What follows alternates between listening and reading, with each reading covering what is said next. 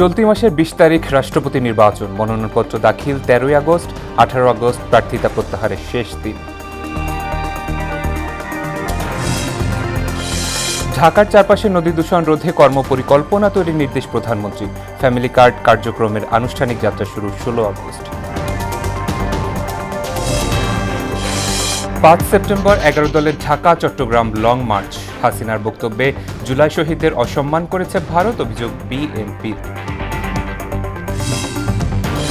এবং জুলাই আন্দোলনে ঢাবি শিক্ষার্থীদের ওপর হামলার নতুন তথ্য, জাফর ইকবাল, মাকসুদ কামালের বিরুদ্ধে তদন্ত প্রতিবেদন দাখিল।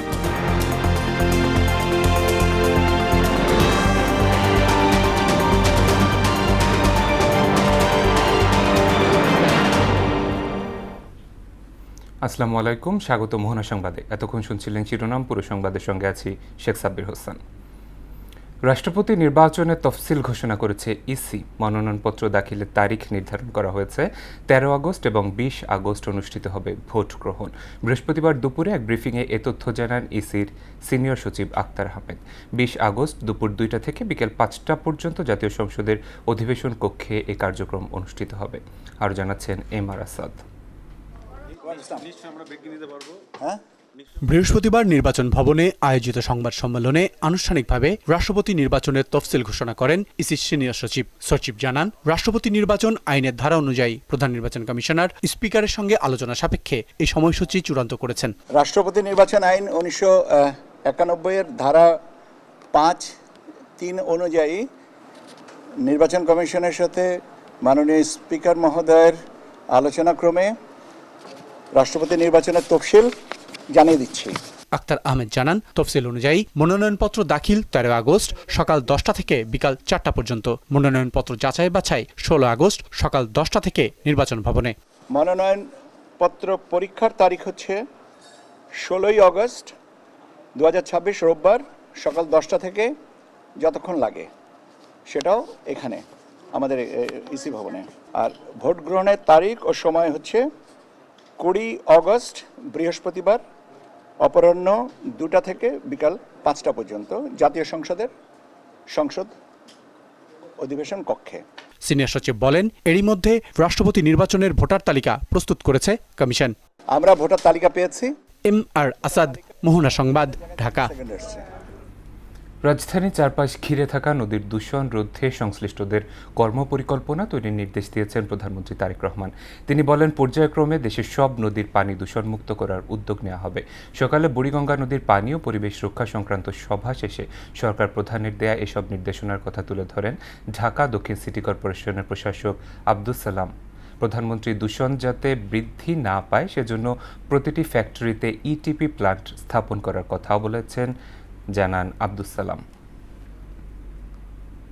মাননীয় প্রধানমন্ত্রী এই ব্যাপারে আগেও বলেছেন আমাদেরকে, এবং আজকে একটা কর্ম পরিকল্পনা তৈরি করার জন্য তিনি নির্দেশ দিয়েছেন। এখানে আমাদের বিভিন্ন মন্ত্রণালয়গুলো এবং আমাদের বাংলাদেশ নেভি এবং সিটি কর্পোরেশন সহ যে সমস্ত সংস্থাগুলো আছে সবাইকে সমন্বিত করে একটা কর্ম পরিকল্পনা গ্রহণ করা, যাতে অতি দ্রুত নদীকে রক্ষা করা যায়। কলকারখানা যেগুলো আছে তারা যাতে সরাসরি নদীতে না ফেলতে পারে এবং সেগুলোকে ফেলার আগে যাতে একটা প্রসেসের মধ্য দিয়ে বিষাক্তটা যাতে নদীতে না পড়ে, সেই ব্যাপারে ইটিপি এসটিপি যেখানে যা বসানো দরকার সেগুলো বসাইতে হবে। পরীক্ষামূলক পাইলট প্রকল্প শেষে ফ্যামিলি কার্ড কার্যক্রমের আনুষ্ঠানিক যাত্রা শুরু হচ্ছে ১৬ আগস্ট। কিশোরগঞ্জের লতিফাবাদ থেকে কার্যক্রমের উদ্বোধন করবেন প্রধানমন্ত্রী তারেক রহমান। আর অক্টোবরে সারা দেশে শুরু হবে বিতরণ। শামীমুজ্জামান চৌধুরীর রিপোর্ট। দীর্ঘ প্রস্তুতি শেষে আনুষ্ঠানিক উদ্বোধনের অপেক্ষায় ফ্যামিলি কার্ড কর্মসূচি। সচিবালয়ে এ সংক্রান্ত কমিটির সভা শেষে সমাজকল্যাণ মন্ত্রী ডাক্তার AZM জাহিদ হোসেন জানান, ১৬ আগস্ট কিশোরগঞ্জের লতিফাবাদে এ কার্যক্রম উদ্বোধন করবেন প্রধানমন্ত্রী তারেক রহমান। সরকারের সকল বিভাগের সহযোগিতা। এরই মধ্যে দেশের ৫৬টি স্থানে পরীক্ষামূলক বিতরণ সফলভাবে শেষ হয়েছে। এই সরকার আমাদের প্রধানমন্ত্রীর যে অন্তর্ভুক্তিমূলক এবং মানবিক রাষ্ট্র গঠনের যে একটা ওনার যে পলিটিক্যাল বা আমাদের যে নির্বাচনী ওয়াদা, সেটার প্রতি এই সরকার অত্যন্ত দায়িত্বশীল। মন্ত্রী জানান 6 সপ্তাহের মধ্যে সারা দেশে তথ্য সংগ্রহের কাজ সম্পূর্ণ হবে। এরপর পর্যায়ক্রমে ফ্যামিলি কার্ড দেয়া হবে। ফ্যামিলি কার্ড মানুষের বাড়িতে যায়, ফ্যামিলি কার্ডের কাছে কাউকে আসতে হবে না। অর্থাৎ ফ্যামিলি কার্ডের তথ্য সংগ্রহের জন্য তথ্য সংগ্রহকারী প্রত্যেকটা বাড়িতে বাড়িতে হেঁটে হেঁটে যেয়ে তার ডাটা কালেকশন করবে, এবং এটা আমরা আশা করছি যে আমরা এটা ইনশাল্লাহ 6 সপ্তাহের মধ্যে, হাইয়েস্ট 6 সপ্তাহ, 4 থেকে 6 সপ্তাহ আমাদের টার্গেট। সরকারের লক্ষ্য আগামী বছরের 30 জুনের মধ্যে 40,20,000 পরিবারকে ফ্যামিলি কার্ডের আওতায় আনা, আর 4 বছরে এই সংখ্যা বাড়িয়ে 1,60,00,000 পরিবারে পৌঁছে দেয়া। 1,60,00,000 পরিবার হবে। এই 1,60,00,000 পরিবার থেকে আমরা আশা করছি এটা বেশিও হতে পারে, এটা নির্ভর করবে পিএমটি স্কোরিং এর ফাইন্ডিংস এর উপর। ফ্যামিলি কার্ড বিতরণের স্বচ্ছতা ও জবাবদিহিতা নিশ্চিত করতে সব ধরনের ব্যবস্থা নেওয়া হয়েছে বলেও জানান সমাজ কল্যাণ মন্ত্রী। বলেন, পুরো কার্যক্রম প্রধানমন্ত্রী নিজেই তদারকি করছেন। সরকারের সকল বিভাগের সহযোগিতায় আমরা এই কার্যক্রম পরিচালনা করছি। শামীমুজ্জামান চৌধুরী, মোহনা সংবাদ, ঢাকা। বিরাট 5 সেপ্টেম্বর থেকে ঢাকা, চট্টগ্রাম সহ সারা দেশে লং মার্চ কর্মসূচি ঘোষণা করেছে জামাত। রাজধানীর মুক্তাঙ্গনে 11 দলীয় ঐক্যের অবস্থান কর্মসূচিতে কর্মসূচির ঘোষণা দেন জামাত আমির ও বিরোধী দলীয় নেতা ডাক্তার শফিকুর রহমান। এ সময় সরকার 5 মাসে মৌলিক অধিকার রক্ষায় ব্যর্থ হয়েছে বলে মন্তব্য করেন জাতীয় নাগরিক পার্টি এনসিপির আহ্বায়ক নাহিদ ইসলাম। আরও জানাচ্ছেন উষা ফেরদৌস। জ্বালানি তেল গ্যাস সংকট, বিদ্যুতের ভুতুড়ে বিল, মূল্য বৃদ্ধি, আইন শৃঙ্খলার অবনতি, নিত্য প্রয়োজনীয় দ্রব্যের লাগামহীন ঊর্ধ্বগতির প্রতিবাদে অবস্থান কর্মসূচি 11 দলীয় ঐক্যের। শ্রাবণের বৃষ্টির অজর ধারা উপেক্ষা করে মানুষ চুলা হাঁড়ি পাতিল নিয়ে কর্মসূচিতে অংশ নেয়। এতে ভুক্তভোগীরা শিগগিরই সংকট সমাধানের দাবি জানান।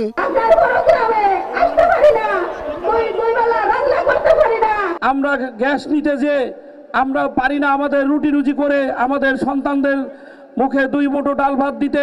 জোটের শীর্ষ নেতারা গ্যাস ও বিদ্যুৎ সংকট নিরসন, এলপিজির মূল্য বৃদ্ধি প্রত্যাহার ও নিত্য প্রয়োজনীয় পণ্যের দাম নিয়ন্ত্রণের দাবি জানান। জনগণের দাবি দাওয়া আদায়ের জন্য আমাদের যা যা করার প্রয়োজন আমাদেরকে সেটা করতে হবে। যে দেশে কারখানা বন্ধ হয়, বিদ্যুৎ নাই এবং দুর্নীতির চরম শিখরে বাংলাদেশটা ধ্বংস হয়ে যাবে যদি তারেক রহমানের সরকার জনগণের মৌলিক অধিকার গ্যাস, বিদ্যুৎ, কর্মসংস্থান এবং দ্রব্যমূল্য নিশ্চিত করতে না পারে, তবে এই সরকার ক্ষমতায় থাকার স্বপ্ন যেন না থাকে, না দেখে। এ সময় ঢাকায় মহাসমাবেশ সহ 4 বিভাগে লং মার্চ কর্মসূচি ঘোষণা করা হয়। 5 September Dhaka Chittagong long march দিয়ে এই কর্মসূচি শুরু হবে। 19 সেপ্টেম্বর ঢাকা রংপুর, 10 অক্টোবর ঢাকা খুলনা ও 24 October Dhaka Sylhet long march অনুষ্ঠিত হবে। আর ঢাকা মহাসমাবেশ হবে 14 নভেম্বর। 5 সেপ্টেম্বর ঢাকা থেকে চট্টগ্রামের পথে লং মার্চ। আমরা পরিষ্কার বলে দিচ্ছি, এই লং মার্চ জনগণের দাবি আদায়ের জন্য।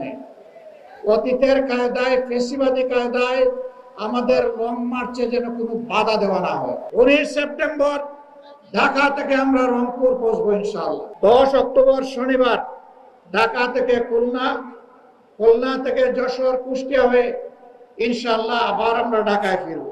ইতোমধ্যে এলপিজির মূল্য বৃদ্ধি হয়েছে উল্লেখ করে দাম কমানোর দাবি জানান জামায়াত আমির ও বিরোধী দলীয় নেতা ডাক্তার শফিকুর রহমান।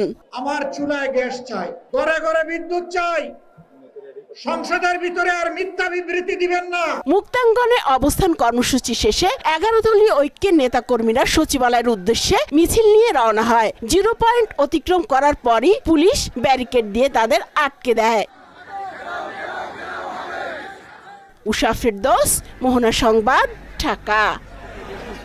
পলাতক শেখ হাসিনাকে বক্তব্য দেওয়ার সুযোগ দিয়ে ভারত জুলাই শহীদদের অসম্মান করেছে বলে মন্তব্য করলেন প্রধানমন্ত্রীর রাজনৈতিক উপদেষ্টা রুহুল কবির রিজভী। তার অভিযোগ, ভারতের নীতি নির্ধারকদের পরিকল্পনাতেই সংবাদ সম্মেলন আয়োজন করা হয়েছে। দুপুরে জাতীয় প্রেস ক্লাবে এক আলোচনা সভায় তিনি একথা বলেন। শেখ হাসিনাকে ফেরত না দিয়ে দিল্লি তাকে রাজনীতির সুযোগ করে দিচ্ছে উল্লেখ করে এই ঘটনাকে সার্বভৌমত্বের প্রতি অপমানজনক আচরণ বলে মন্তব্য করেন প্রধানমন্ত্রীর উপদেষ্টা। আমাদের সার্বভৌমত্বকে সম্মান করবেন না, আমাদের স্বাধীনতাকে সম্মান করবেন না। আপনারা ইচ্ছামতো, মানে শেখ হাসিনাকে দিয়ে ইচ্ছামতো তারা দেশ তাদের মতো নিয়ন্ত্রণে রাখতে পেরেছিল।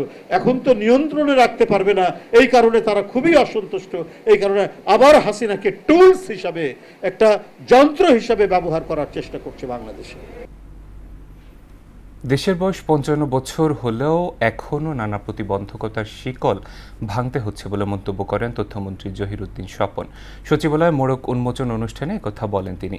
মন্ত্রী বলেন, ভবিষ্যতে যেন আর কাউকে সেই শিকল ভাঙতে না হয়, সে লক্ষ্যে একটি কার্যকর রাষ্ট্র কাঠামো গড়ে তুলতে চায় সরকার।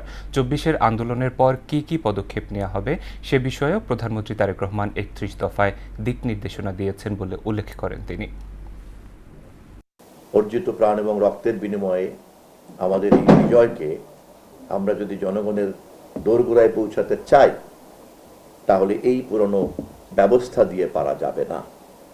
সে কারণে একদিকে যেমন শিকল ভাঙার কথা বলেছি, অপরদিকে রাষ্ট্র কাঠামোকে আমরা মেরামত করার কথা বলেছি, রাজনীতিকে মেরামত করার কথা বলেছি, এবং আমাদের ভবিষ্যৎ লক্ষ্যগুলিকে আমরা আমাদের ৩১ দফাতে এবং আমাদের নির্বাচনী ইশতেহারের মাধ্যমে আমরা তুলে ধরেছি।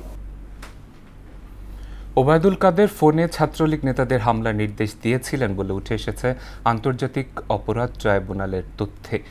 একই দিন ঢাকা বিশ্ববিদ্যালয়ে শিক্ষার্থীদের উপর হামলার ঘটনায় অধ্যাপক ডক্টর জাফর ইকবাল এবং সাবেক উপাচার্য অধ্যাপক ডক্টর ASM মাকসুদ কামাল সহ ৮ জনকে আসামি করে তাদের তদন্ত প্রতিবেদন দাখিল করা হয়েছে। বিস্তারিত জানাচ্ছেন নাজমুল ইসলাম। দ্বিতীয় দিনের মতো জুলাই মানবতা বিরোধী অপরাধ মামলায় ওবায়দুল কাদের ও ছাত্রলীগ নেতা সাদ্দাম হোসেন সহ ৭ আসামির বিরুদ্ধে আন্তর্জাতিক অপরাধ ট্রাইব্যুনালে রাষ্ট্রপক্ষের যুক্তি উপস্থাপন করেন প্রসিকিউটর গাজী MH তামিম। এ সময় ওবায়দুল কাদের ও তৎকালীন ছাত্রলীগ সভাপতি সাদ্দাম হোসেনের ফোনালাপ ট্রাইব্যুনালে উপস্থাপন করা হয়। প্রসিকিউশন জানান, ২০২৪ সালের ১১ জুলাই ছাত্রলীগের সভাপতি সাদ্দাম হোসেন ও সাধারণ সম্পাদক ওয়ালি আসিফ ইনানকে সরাসরি ফোন করে আন্দোলনরত শিক্ষার্থীদের উপর হামলার নির্দেশনা দেন সাবেক সেতুমন্ত্রী ও আওয়ামী লীগের সাধারণ সম্পাদক ওবায়দুল কাদের। ছাত্র জনতাকে দমন করার জন্য ১১/৭/২০২৪ তারিখে জনাব ওবায়দুল কাদের সাহেবের সাথে ছাত্রলীগের তৎকালীন সভাপতি সাদ্দামের একটি কথোপকথন হয়। আমাদের তদন্ত সংস্থা সেই কথোপকথনের রেকর্ড জব্দ করেছে। অডিওতে তাকে বলতে শোনা যায়, পিটাও না কেন, মারো না কেন, বাড়তে দাও কেন। তাদের মতে এ বক্তব্য সহিংসতায় উস্কানির প্রমাণ হিসেবে মামলায় উপস্থাপন করা হয়েছে। ওবায়দুল কাদের সাহেব সাদ্দামকে বলছেন, পিটাও না কেন ওদের, মারো না কেন, বাড়তে দাও কেন। এরপরে সাদ্দাম সাহেব সেই কথার জবাব দিয়েছেন। এদিকে ১৫ জুলাই গণ অভ্যুত্থানে ঢাকা বিশ্ববিদ্যালয়ের শিক্ষার্থীদের উপর হামলার ঘটনায় অধ্যাপক ডক্টর জাফর ইকবাল, সাবেক উপাচার্য অধ্যাপক ডক্টর ASM মাকসুদ কামাল সহ ৮ জনের বিরুদ্ধে তদন্ত প্রতিবেদন দাখিল করা হয়েছে। ১৫ তারিখ ঢাকা বিশ্ববিদ্যালয়ের ছাত্র জনতার উপরে আক্রমণের ঘটনায় তৎকালীন ভিসি মাকসুদ কামাল সহ জাফর ইকবাল সাহেব সহ বেশ কয়েকজনের বিরুদ্ধে তদন্ত চলছে। তদন্ত প্রায় শেষ পর্যায়ে। নাজমুল ইসলাম, মোহনা সংবাদ, ঢাকা। প্রতিশ্রুতি বাস্তবায়নে প্রধানমন্ত্রী তারেক রহমান দিনরাত কাজ করছেন বলে জানিয়েছেন পরিবেশ, বন ও জলবায়ু বিষয়ক মন্ত্রী আব্দুল আওয়াল মিন্টু। তার নেতৃত্বে নিরাপদ সবুজ বাংলাদেশ গড়ে তোলা হবে বলেও জানান মন্ত্রী। আর জামাত এনসিপি অহেতুক বিএনপির গায়ে পড়ে ঝামেলা করার চেষ্টা করছে বলে অভিযোগ করলেন ক্রীড়া প্রতিমন্ত্রী। জনগণের প্রত্যাশা পূরণে কাজ করতে দলের নেতাকর্মীদের প্রতি আহ্বানও জানান তিনি। দুপুরে রাজধানীর উত্তরে এক অনুষ্ঠানে এসব কথা বলেন তারা। আরও জানাচ্ছেন হুমায়ুন কবির। প্রধানমন্ত্রী তারেক রহমান ঘোষিত ৫ বছরের সারা দেশে ২৫ কোটি গাছের চারা রোপণের পরিকল্পনা বাস্তবায়নের লক্ষ্যে ঢাকা ১৮ আসনে বৃক্ষরোপণ কর্মসূচির উদ্বোধন করেন পরিবেশ, বন ও জলবায়ু বিষয়ক মন্ত্রী আব্দুল আওয়াল মিন্টু ও ক্রীড়া প্রতিমন্ত্রী আমিনুল হক। এই সময় ঢাকা ১৮ আসনের সংসদ সদস্য SM জাহাঙ্গীর হোসেন জানান, নির্বাচনী ইশতেহার অনুযায়ী বৃক্ষরোপণ সহ সবকিছু বাস্তবায়ন করছে সরকার। জনগণ আমাদেরকে ভোট দিয়েছে জনকল্যাণে কাজ করার জন্য, তাই না? এই ১৭ বছরে এলাকায় কোনো কাজ হয়নি।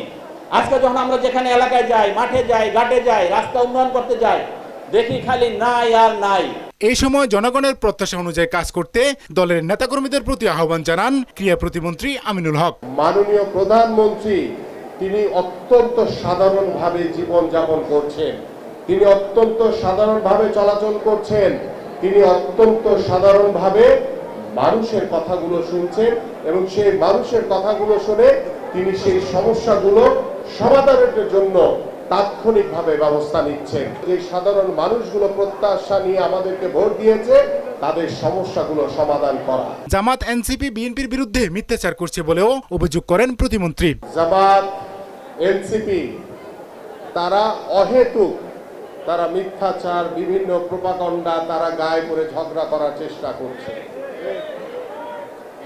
তারা রাজনীতিক যে নম সেটাই তারা বোঝার চেষ্টা করে না। অনুষ্ঠানে পরিবেশ বন ও জলবায়ু বিষয়ক মন্ত্রী আব্দুল আওয়াল মিন্টু বলেন, তরুণরা একটি করে গাছ রোপণ করলে সরকারের নির্ধারিত সময়ের আগে লক্ষ্য পূরণ হবে। প্রতিটি পরিবার, প্রতিটি শিক্ষা প্রতিষ্ঠান, প্রতিটি তরুণ ও যুব সংগঠন যদি অন্তত একটি করে বৃক্ষরোপণ করে এবং তার পরিচর্যা করি, তবে 2025 সালের মধ্যে দেশের বৃক্ষ আচ্ছাদন সাথে সংখ্যাতে উন্নতি করার যে লক্ষ্য আমরা ধরেছি তা সময়ের আগে ইনশাল্লাহ অর্জিত হবে।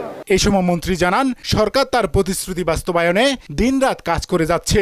মাননীয় প্রধানমন্ত্রী তারেক রহমানের বরিষ্ঠ রাজনৈতিক নেতৃত্বে একতাবদ্ধ হয়ে আমরা সকালেই বাংলাদেশকে একটি সমৃদ্ধ, জলবায়ু সহনশীল, সবুজ ও নিরাপদ সোনার বাংলায় রূপান্তরিত করার অঙ্গীকার করি।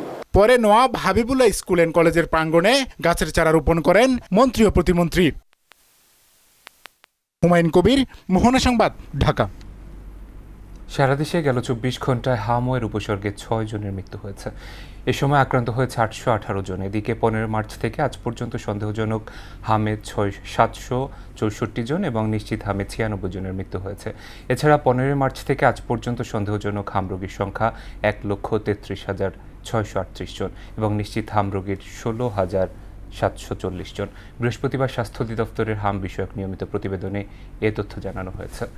কক্সবাজারের মহেশখালীতে ভাসমান এলএনজি টার্মিনাল থেকে 800 মিলিয়ন ঘনফুট গ্যাস জাতীয় গ্রিডে সরবরাহ করা হচ্ছে। বিষয়টি নিশ্চিত করেছে রূপান্তরিত প্রাকৃতিক গ্যাস কোম্পানি লিমিটেড। সংস্থাটি জানায়, ক্ষতিগ্রস্ত এফএসআরইউ কয়েকদিনের মধ্যে পুরোপুরি মেরামত সম্পন্ন হলে পুরোদমে গ্যাস সঞ্চালন শুরু হবে। এর আগে গেল 21 জুলাই এক্সিলারেট এনার্জির এফএসআরইউতে অগ্নিকাণ্ডের ঘটনায় পুরো টার্মিনালটি পুরো অপারেশন বন্ধ হয়ে যায়। ফলে আমদানিকৃত এলএনজি থেকে জাতীয় গ্রিডে প্রাকৃতিক গ্যাস সরবরাহ অর্ধেকে নেমে আসে।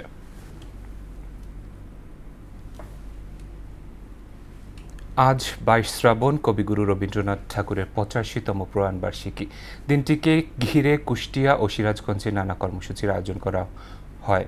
সিরাজগঞ্জে রবীন্দ্র বিশ্ববিদ্যালয় সঙ্গীত বিভাগের উদ্যোগে রবীন্দ্রনাথ ঠাকুরের জীবনী ভিত্তিক সেমিনার ও সাংস্কৃতিক অনুষ্ঠান আয়োজন করা হয়। এছাড়া কুষ্টিয়ার শিলাইদহ কুঠিবাড়িতে রবীন্দ্রপ্রেমীরা নানা আয়োজনের পাশাপাশি কবিগুরুর প্রয়াণ দিবস রাষ্ট্রীয়ভাবে পালনের দাবি জানান।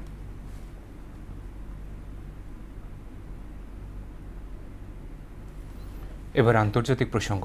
1945 সালের 6 আগস্ট জাপানের হিরোশিমায় যুক্তরাষ্ট্রের পারমাণবিক বোমা হামলা আধুনিক যুদ্ধের ইতিহাসে এক বড় অধ্যায়। হামলার 81 বছর পূর্তিতে আবারও পারমাণবিক অস্ত্রের ভয়াবহতা, নিরস্ত্রীকরণ ও বিশ্ব নিরাপত্তার সামনে এসেছে।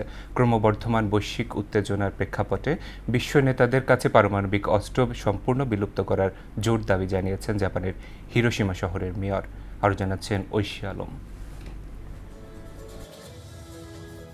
হিরোশিমা পিস মেমোরিয়াল পার্কে আয়োজিত স্মরণ সভায় নিহতদের প্রতি শ্রদ্ধা জানানো হয়। একই সঙ্গে বিশ্ব নেতাদের প্রতি পারমাণবিক অস্ত্র বিলোপ এবং স্থায়ী শান্তি প্রতিষ্ঠার আহ্বান জানানো হয়।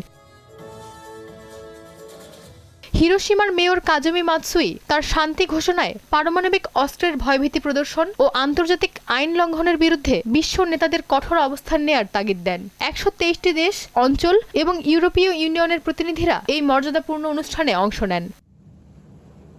হিরোশিমা ও নাগাসাকিতে হামলাই এখন পর্যন্ত যুদ্ধে পারমাণবিক অস্ত্র ব্যবহারের একমাত্র ঘটনা। এসব হামলা শুধু দ্বিতীয় বিশ্বযুদ্ধের সমাপ্তিই ঘটায়নি, বরং বিশ্বকে পারমাণবিক যুগে প্রবেশ করায়।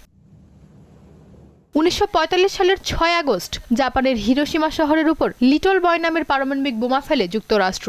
এর 3 দিন পর 9 আগস্ট যুক্তরাষ্ট্র জাপানের নাগাসাকি শহরে দ্বিতীয় পারমাণবিক বোমা ফ্যাটম্যান নিক্ষেপ করে। ধারণা করা হয় 1945 সালের শেষ নাগাদ হিরোশিমায় প্রায় 1,40,000 এবং নাগাসাকিতে প্রায় 74,000 মানুষ নিহত হন। ঐশী আলম, মোহনা সংবাদ। মধ্যপ্রাচ্যের রণক্ষেত্রে একের পর এক ক্ষেপণাস্ত্র ছুড়ে এবার নিজেদের আকাশ প্রতিরক্ষা ব্যবস্থাকে বড় ধরনের ঝুঁকিতে ফেলেছে যুক্তরাষ্ট্র। মার্কিন গণমাধ্যম CNN এর এক চাঞ্চল্যকর প্রতিবেদনে দাবি করা হয়েছে, ইরানের সাথে চলমান সংঘাতের কারণে পেন্টাগনের শক্তিশালী থার্ড ক্ষেপণাস্ত্র প্রতিরক্ষা ব্যবস্থার প্রায় ৮০% এখন শেষের পথে। এই ঘাটতি পূরণে ওয়াশিংটনের কয়েক বছর সময় লেগে যেতে পারে বলে আশঙ্কা করছেন সামরিক বিশেষজ্ঞরা। আরও জানাচ্ছেন রুমানা রুমা।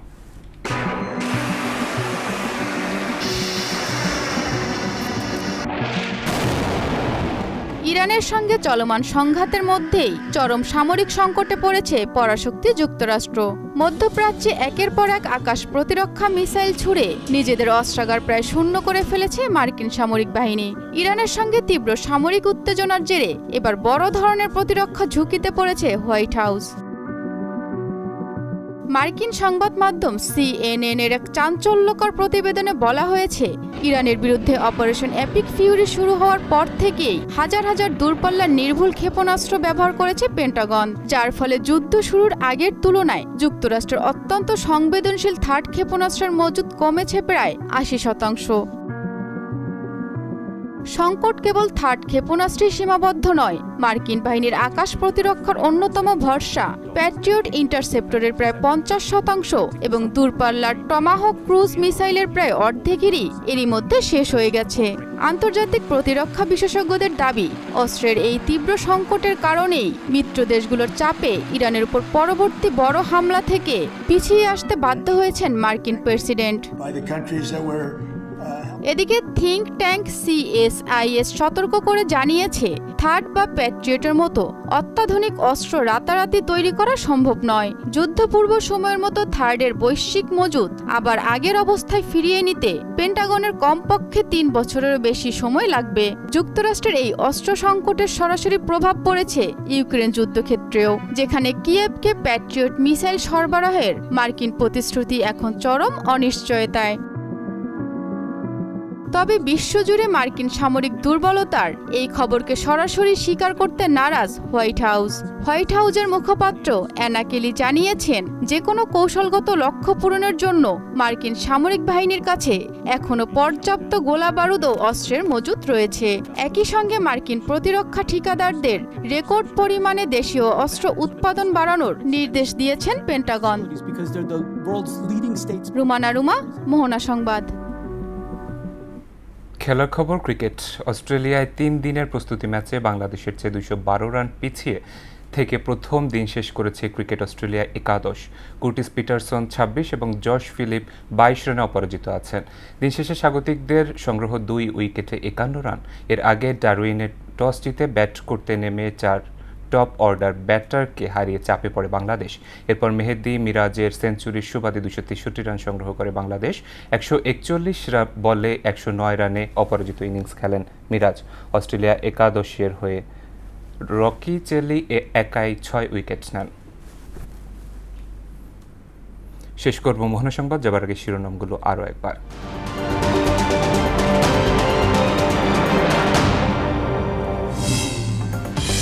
চলতি মাসের 20 তারিখ রাষ্ট্রপতি নির্বাচন, মনোনয়নপত্র দাখিল 13 আগস্ট। 18 আগস্ট প্রার্থিতা প্রত্যাহারের শেষ দিন। ঢাকার চারপাশে নদী দূষণ রোধে কর্মপরিকল্পনা তৈরির নির্দেশ প্রধানমন্ত্রীর। ফ্যামিলি কার্ড কার্যক্রমের আনুষ্ঠানিক যাত্রা শুরু 16 আগস্ট।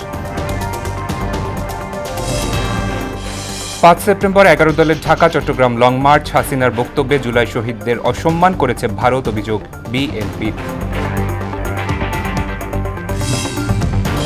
এবং জুলাই আন্দোলনে ঢাবি শিক্ষার্থীদের ওপর হামলার নতুন তথ্য, জাফর ইকবাল মাকসুদ কামালের বিরুদ্ধে তদন্ত প্রতিবেদন দাখিল।